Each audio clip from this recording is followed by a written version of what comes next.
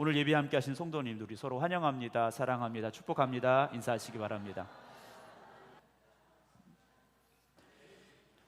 교회는 어떤 곳일까라는 거죠. 교회는 어떤 곳일까? 물론 우리가 지난주에 당회도 하고 오늘 구역회도 하고 또 2월 달에는 지방회도 하게 되고 4월 달에는 연회도 하고 이런 많은 회의가 있고 또 조직이 있는 곳이 사실 교회입니다.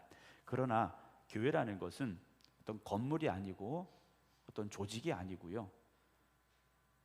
교회라는 것은 예수 그리스도가 나의 구주가 됨을 고백하는 이들의 신앙의 공동체가 교회가 되어져야 됩니다. 그런 신앙의 고백 위에 교회가 서야 교회가 은혜가 되어지고 하나님의 역사하심이 나타납니다. 우리가 성경을 보면 구약 성경에도 많은 기적들이 나오고 신약 성경에도 초대교회를 통하여 많은 기적과 이사가 나타났음을 우리가 성경을 통해서 보게 됩니다. 그러나 그 교회는요, 오늘 같은 조직이 있거나 어떤 구체화된 교회는 사실 아니었습니다. 오직 하나님만을 바라보며 부르짖는 기도가 있는 곳이었고 예수 그리스도께서 우리의 모든 죄를 대신 지시고 십자가에 피 흘려 죽었음을 고백하는, 예수가 우리의 구세주가 되심을 고백하는 이들 가운데 성령께서 임하시고 역사하셔서 그 놀라운 일들이 일어났더라는 거죠. 오늘도 마찬가지일 겁니다. 하나님의 몸된 교회는 건물에 국한되어 있는 것이 아니라 하나님께서 나의 하나님이십니다, 예수 그리스도가 나의 구주이십니다 고백하는 이들에게 동일하게 역사하시고 임하심을 믿으시기를 주님의 이름으로 부탁을 드립니다. 우리 생극교회가 그런 교회 되기를 다시 한번 주님의 이름으로 축원합니다. 그냥 우리끼리 모였다 흩어지는 교회, 그런 교회가 되지 말아야 되지 않습니까? 정말 하나님이 역사하시는 교회, 예수 그리스도가 나타나는 교회, 성령께서 주관하시는 교회, 그런 교회 되어져야 됩니다. 그래서 오늘 함께 모여 예배드리는 우리 안에 오늘도 하나님의 은혜가 충만하고 말씀의 역사심이 있기를 소망합니다. 지난주에 이제 모세의 삶에 대해서 말씀을 드렸습니다. 벌써 잊어버리시진 않았으리라 생각을 하고 기대하면서 복습을 해보면 모세의 삶 속에서 하나님께서 기다리시고 또 모세의 성숙함을 하나님께서 만들어 가셨던 그 과정이 있었는데요, 오늘 여러분 일주일의 삶을 살아오시면서 오늘 나는 모세의 어느 때쯤의 삶을 살고 있는가 다시 한번 기억할 수 있기를 원합니다. 내가 왕궁에서의 40년의 삶을 살았던 그 모세의 삶을 살고 있는지, 내가 전부이고 내가 모든 것을 할 수 있다고 생각하는 그런 삶인지, 아니면 광야의 40년 삶처럼 나는 이제 아무것도 할 수 없어, 내가 뭘 할 수 있어, 그냥 이렇게 나이나 먹는 거지, 이렇게 세월 보내는 거지 하는 절망과 좌절 가운데 있습니까? 아니면 이스라엘 백성의 지도자가 되어서 하나님만 의지하고 하나님만 바라보면서 하나님이 이끄시는 길로만 나아가는 그 광야의 이스라엘 백성들과 함께했던 출애굽의 40년의 삶을 살아가는 가운데 있는가, 우리 자신을 돌아보면서 오늘도 하나님 나에게 임재하시고 하나님 나를 붙잡아 주시고 나를 이끌어 주시옵소서 고백하기를 소망합니다. 하나님께서 우리에게 나타나시는 이유가 무엇일까요? 하나님께서 우리에게 임재하시는 이유가 무엇일까요? 우리를 만나주시기 위해서, 또 우리를 사용하시기 위해서, 우리를 하나님의 일꾼으로 쓰시기 위해서 임재하시고 나타나시고 보여주시는 겁니다. 오늘도 이곳에 하나님의 그 임재하심이 있고 오늘 우리가 그 임재하심 가운데 깨달음과 결단이 있기를 소망합니다.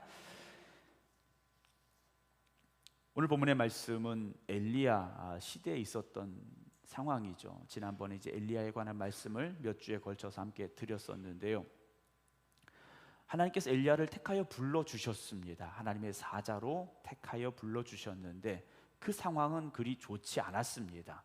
나라가 온갖 우상으로 가득한 시대였더라는 거죠. 그 가운데 하나님께서 엘리야를 택하여서 하나님의 말씀을 선포하게 하십니다. 그 가운데 하나가 뭡니까? 기근이 올 거다라는 거죠. 가뭄이 올 것이라는 겁니다. 하나님께서 엘리야에게 가뭄이 올 것에 대해서 선포하게 하셨지 않습니까? 그런데 기근이 온 겁니다. 가뭄이 계속되니까 기근이 오고 마실 물이 없어지고 먹을 것이 없어지는 상황이 됐더라는 거죠. 시냇가로 갔습니다. 시냇가에 가서 물 마시고 하나님이 먹게 하셨는데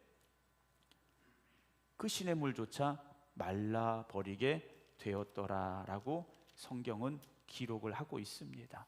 그런 가운데 하나님께서 엘리야를 어디로 보내십니까? 사르밧이라는 곳으로 보내셨죠. 근데 사르밧 역시 누구를 만나게 하십니까?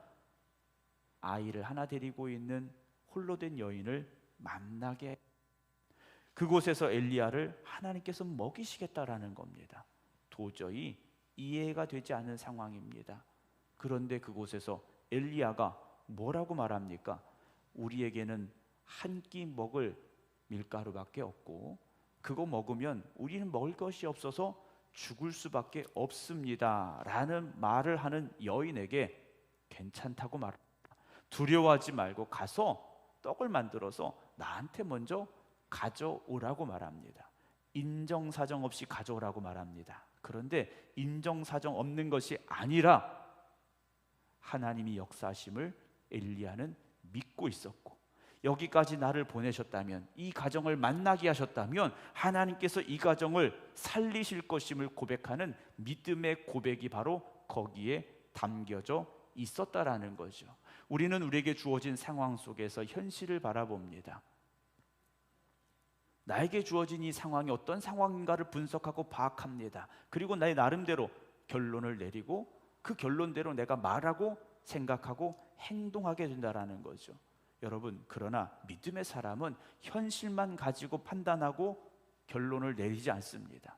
천지 만물을 창조하시고 지금도 역사의 주관자가 되시는 하나님께서 어떻게 역사하실지, 어떻게 개입하실지, 하나님이 어떤 기적을 베푸실지 그 기대와 소망을 가지고 생각하고 말하고 행동하는 사람, 그 사람이 바로 믿음의 사람인 것을 잊지 마시기 바랍니다.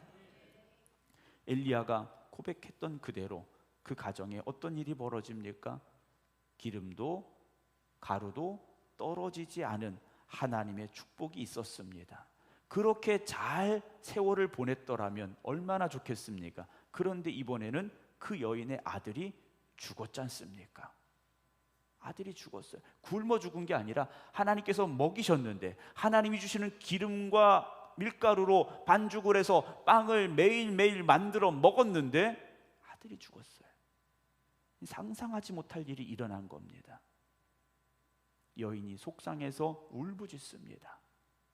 당신이 왜 여기 와서, 당신이 왜 여기 와서 내 죄를 생각나게 하고 내 아들을 죽였느냐. 아마도 이 여인은 아들의 죽음 앞에서 나의 잘못됐던 과거가 생각이 났던 것 같습니다. 내가 죄를 지었던 일들이 생각났던 것 같습니다. 그래서 하나님의 사자인 엘리야에게 통곡하며 부르짖었죠. 그때 엘리야가 어떻게 합니까? 이 아들을 안고 자기의 방으로 올라가죠. 그리고 이 아이 엎드려서 하나님 앞에 간절히 기도하며 부르짖었지 않습니까? 그때 하나님께서 어떻게 하십니까? 이 아이를 살려 주셨더라는 거예요. 엘리야는 그가 살아가면서 하나님께서 까마귀를 통하여 먹게 하시고 홀로 된 여인을 통하여 먹게 하시고 그리고 죽은 아이까지 살려주시는 기적을 체험한 사람이 바로 엘리야였다라는 거죠. 그런 엘리야가 나중에 어떻게 됩니까? 이세벨이 죽이려 할 때 사실 도망쳤던 사람이 된다라는 거죠. 믿음의 사람도, 담대함을 가지고 세상을 맞서던 사람도 어느 순간 흔들릴 때가 있고 무너질 때가 있습니다. 그런데 하나님께서 그때 엘리야를 보고 너 지금까지 잘하다가 이제 와서 이렇게 변하니 책망하시고 혼내신 게 아니었어요. 죽기를 원하는 엘리야에게 천사를 보내시지 않습니까?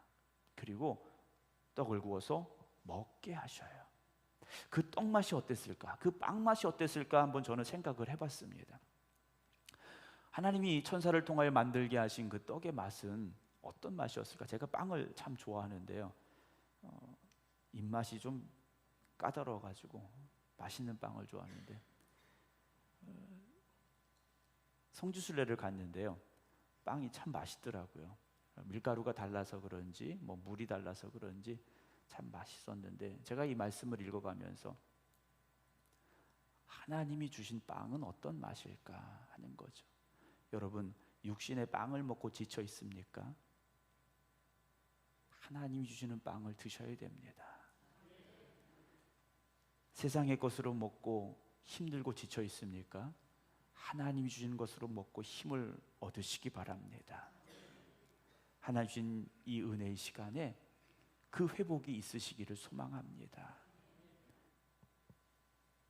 오늘도 우리에게는 사실 하나님이 만들어 주시는 떡이 필요합니다. 하나님 주시는 그 은혜의 떡이 우리에게 필요하다라는 것이죠. 여러분, 세상에서 절망하고 지치고 낙심해 있습니까? 두려움 가운데 있습니까? 좌절하고 계십니까? 오늘 이곳에서 그 하나님 주시는 떡을 먹고 회복되는 축복이 있으시기를 주님의 이름으로 축원합니다.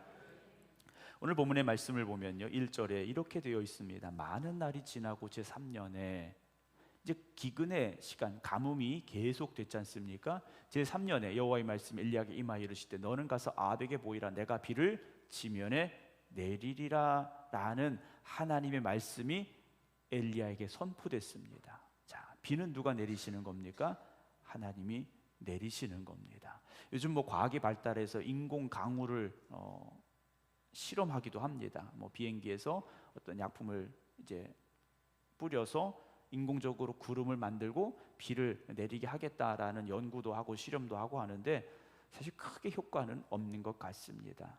여러분, 우리의 삶에 있어서 우리의 지혜와 지식으로 모든 것을 해결할 수 있다면 얼마나 좋겠습니까? 내 능력으로 뭔가 다 될 수 있다면 얼마나 좋겠습니까? 그러나 하나님이 도와주셔야 되고 하나님이 일하셔야 되고 하나님이 역사하셔야 됨을 잊지 마시기 바랍니다. 하나님께서 내가 비를 지면에 내릴 거야 라고 말씀을 하셨죠. 이 말씀은 반드시 이루어지는 약속입니다. 하나님의 이 말씀은요, 반드시 이루어질 약속이에요. 2절에 엘리야가 아합 왕에게 보이려고 갔는데 그때 어떻게 됐습니까? 이 사마리아 땅에 기근이 심하였다라고 되어 있습니다. 그때 아합이 왕궁 맡은 자 오바댜를 불렀어요. 3절에 오바댜를 불렀는데 이 오바댜라는 사람은 어떤 사람이었느냐? 여호와를 지극히 경외하는 자였다라고 되어 있습니다.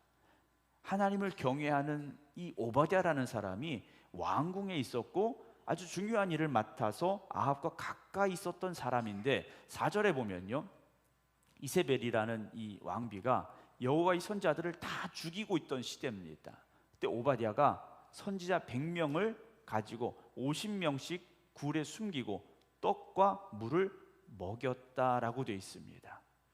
이 오바댜라는 사람이 하나님의 선지자 100명을 50명씩 나눠서 서로 다른 곳에 숨기고 떡과 물을 먹였더라는 거예요.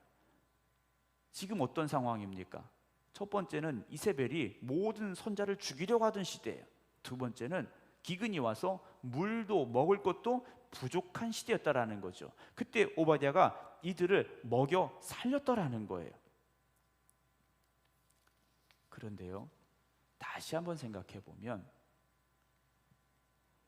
그들이 굴 속에서 떡을 먹고 물을 먹고 오바댜가 주는 떡과 물을 먹고 어쨌든 살아 있더라는 거죠.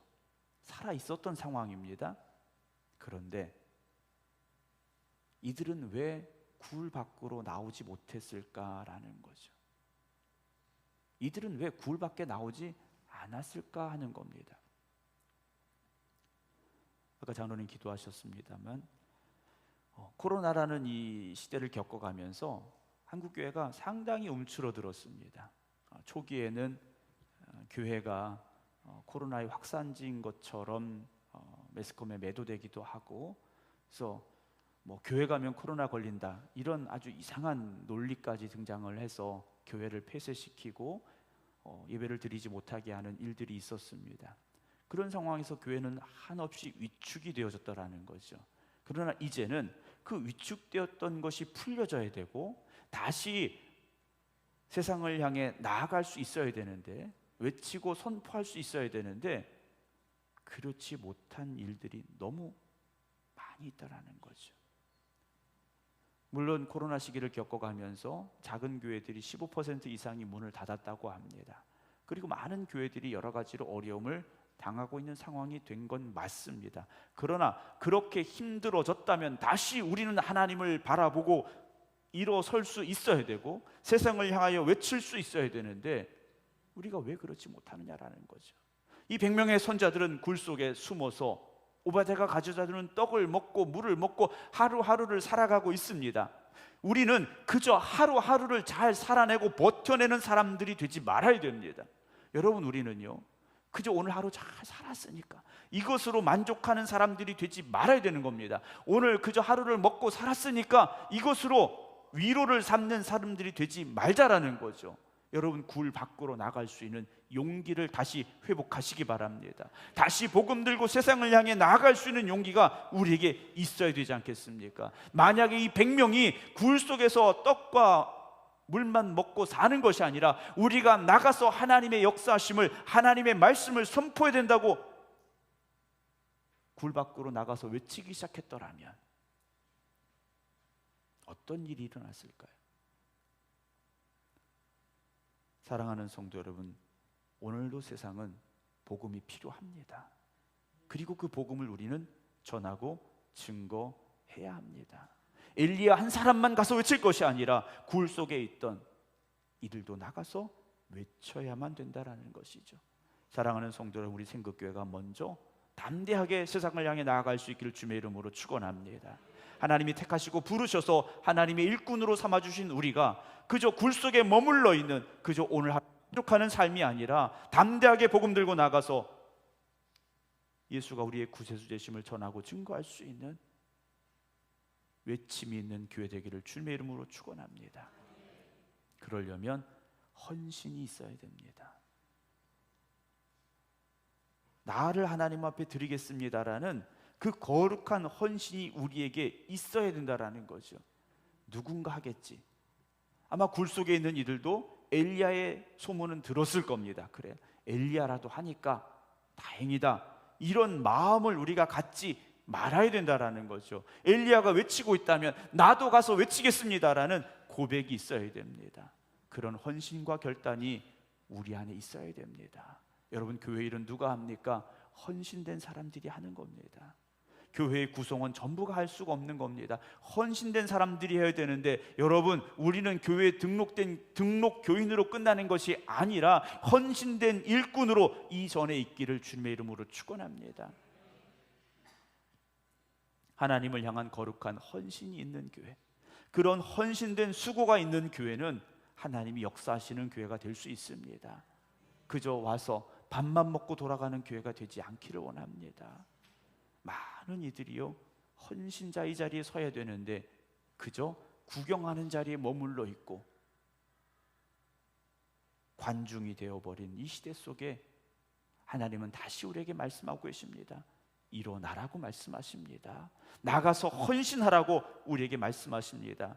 그런 하나님의 명령 앞에 여러분 순종하시기 바랍니다. 엘리야는 어떤 사람입니까? 능력의 사람이 아니라 순종의 사람이라는 사실이죠. 여러분, 능력은 우리 안에 있는 게 아닙니다. 내게 능력 주시는 자 안에서라는 사실을 잊지 마시기 바랍니다. 누가 순종합니까? 내 능력이 아님을 고백하는 사람이 순종하는 겁니다. 엘리야가 가서 밭을 갈아서 밀가루를 얻은 겁니까? 올리브를 짜서 기름을 만든 겁니까? 아니지 않습니까? 하나님께서 그 통에 채워주셨지 않습니까? 엘리야가 기도해서 아이가 살았습니다. 그러나 엘리야가 살린 것이 아니라 하나님이 살리셨지 않습니까? 엘리야가 능력 있는 것이 아니라 하나님의 말씀 앞에 순종할 때 하나님의 능력이 임하셨음을 잊지 마시기 바랍니다. 우리 교회가 뭘 할 수 있는 능력이 없어서, 우리 교회가 뭘 할 수 있는 게 없어서, 여러분, 할 수 없는 것만 쳐다보면 여전히 할 수 없는 것 천지입니다. 그러나 할 수 있는 것을 생각하고 하는 자에게 하나님께서 힘과 능력을 더하여 주심을 믿으신다면 우리는요, 더 많은 일들을 감당할 수 있는 교회가 될 줄로 믿습니다. 여러분, 하나님의 뜻이 우리를 통하여 이루어지기를 기도하시기 바랍니다. 하나님의 뜻이 이 교회를 통하여 온전히 이루어지기를 기도하시기 바랍니다. 맞습니다, 목사님. 헌신해야죠, 순종해야죠. 여러분, 생각만 가지고 되는 게 아니지 않습니까? 여러분, 생각만 한다고 되는 게 아니에요. 요즘 인공지능이 많이 발달을 합니다. 그래서 자동차도 자율주행 자동차들이 시험이 되고 있고 도로에 다니기도 합니다만, 여러분, 헌신은 그렇게 되는 게 아닙니다. 우리가 땀 흘려야 되고 눈물을 흘려야 됩니다. 그렇지 않고는 이 땅에 하나님의 나라가 이루어질 수가 없습니다. 사랑하는 성도 여러분, 2023년 오늘 벌써 17일인데요. 얼마 남지 않았습니다. 정말 우리의 헌신이 필요할 때, 우리의 순종이 필요할 때 하나님이 우리를 택하시고 불러주셨는데 우리가 여전히 내가 앉아있는 이 자리만 따뜻하게 데워놓고 돌아가는 그런 이 예배가 되지 않기를 다시 한번 주님의 이름으로 부탁을 드립니다. 그 벤치워머라는 말이 있습니다. 예배당에 와서 내가 앉은 자리는 따뜻하게 데워놓고 돌아가는 사람들이에요. 여러분, 그것으로 만족하지 마시기 바랍니다. 우리는 예수의 뜨거운 심장을 가지고 세상을 향하여 나아갈 수 있어야 됩니다. 사지차게 식어버린 영혼들에게 생명의 복음을 선포하는 하나님의 종들이 되시기 바랍니다. 그럼 엘리야는 어떤 사람이었습니까? 하나님을 붙잡았기 때문이라는 거죠. 하나님을 붙잡았기 때문에 그는요, 헌신된 사람이 되고 순종의 사람이 될 수 있었습니다. 그러나 그 앞길은 어땠습니까? 꽃길이 아니었다라는 겁니다. 여러분, 꽃길을 걸으려고 하신다면 이 길로 오시면 안 됩니다. 가시밭길로 갈 각오가 되어 있어야 됩니다. 자갈밭으로 갈 각오가 되어 있어야 됩니다. 여러분, 그 길로 우리를 부르셨다라는 걸 잊지 마시기 바랍니다. 초대교회 성도들은요, 어떤 자리로 부름을 받았습니까? 순교자의 자리로 부름을 받았던 사람들입니다. 초대교회 성도들은요, 목숨 걸고 신앙을 지켜갔던 사람들입니다. 그리고 그들은 순교자의 자리에 서기를 두려워하지 않았습니다. 사자의 밥이 되어도, 목이 베어 순교자가 되어도, 끓는 기름에 던져져도, 때로는 가죽이 벗겨지는 고통을 당할지라도 그들은요, 찬송하며 그 자리에 섰지 않습니까? 여러분, 오늘 저나 여러분들이 좋은 자리에 앉아서 구경하는 구경꾼들이 아니라 정말 땀 흘리고 수고하고 피 흘리고 순종하는 자리에 서셔서 하나님이 기뻐하시는 믿음의 헌신자들이 되시기 바랍니다. 하나님만 붙잡으셔야 됩니다. 그리고 끝까지 기도하시기 바랍니다. 엘리야가 갈멜산에서 기도합니다. 비 내려주시기를 기도합니다. 하나님께서 이미 비를 내려주시겠다고 약속하셨습니다. 그럼에도 불구하고 엘리야는 어떻게 합니까? 목숨 걸고 기도했더라는 거죠. 기도 외에는 다른 방법이 없습니다. 사랑하는 성도 여러분, 기도하시기 바랍니다. 기도하시되 포기하지 마시기 바랍니다. 간절히 부르짖어 기도하시기 바랍니다. 저희 교회가 이제 냉난방 때문에 그 온풍기 이제 에어컨을 많이 설치를 했습니다. 그러다 보니까 이제 계약 전력이 작년에 이제 오버가 됐어요. 40kW를 썼었는데 계약 전력이 오버가 되니까 한전에서 연락이 오더라고요. 계약 전력보다 더 많이 쓰고 있으니까 승합을 시켜라라고 연락이 오더라고요. 안 쓰면 과태료를 엄청 많이 내야 된다고 연락이 왔습니다. 물론 과태료도 과태료지만 이제 전기를 많이 쓰다 보면 많은 위험이 있기 때문에 승합을 하라고 이제 얘기를 하는 거죠. 그래서 동력을 더 끌어오는 거지 않습니까? 여러분, 기도는요, 내가 가진 힘보다 전능하신 하나님의 능력을 끌어오는 통로가 됨을 잊지 마시기 바랍니다. 내가 할 수 있는 건 한계가 있다라는 걸 우리가 알고 있지 않습니까? 내가 할 수 있는 건 한계가 있어요. 여러분, 아무리 빨리 달리시는 분도 100m를요, 여기 계신 분들 중에 달리실 만한 분들이 계시긴 할 것 같은데 100m를 10초 안에 달리기가 어렵습니다. 그렇지 않습니까? 제가 보니까 여기 다 한 100m 20초 이상 뭐 걸리실 분들이 계신 것 같아요. 네. 그것도 못 뛰겠다고 하시는 분도 계실지 모르겠고요. 그런데요, 차를 타고 가면요 100m 금방 갑니다. 그렇지 않습니까? 10km 금방 갑니다. 장원에서 여기 오시는데 걸어서 오시면 얼마나 오래 걸리겠어요? 힘들고 지치죠. 차 타고 오시니까 금방 오지 않습니까? 여러분, 우리가 주님의 일을 함에 있어서도 내 힘으로 하면 지치고 쓰러집니다. 기도하시고 하나님의 능력을 구하시기 바랍니다. 하나님의 능력이 나와 함께 하시면 그때부터는요, 일하는 것이 기쁘고 신이 나는 겁니다.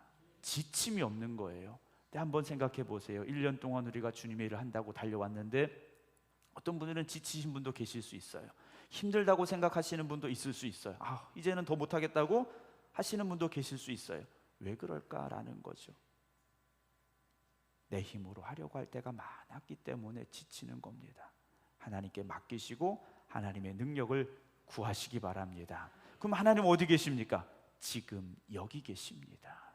여기 계시며 여러분들의 기도를 기다리고 계시고 여러분들의 헌신을 기다리고 계시고 여러분들의 순종을 기다리고 계심을 믿으시기 바랍니다. 이제 우리는 기도하고 순종하면 됩니다. 하나님, 우리가 순종하겠습니다. 하나님의 말씀이 있음을 믿습니다. 하나님의 약속이 있음을 믿습니다. 이제는 우리가 순종하겠습니다. 그 약속하신 비를 내려 주시옵소서. 은혜의 단비를 허락하여 주시옵소서. 하나님 부어 주시옵소서. 기도하시기 바랍니다.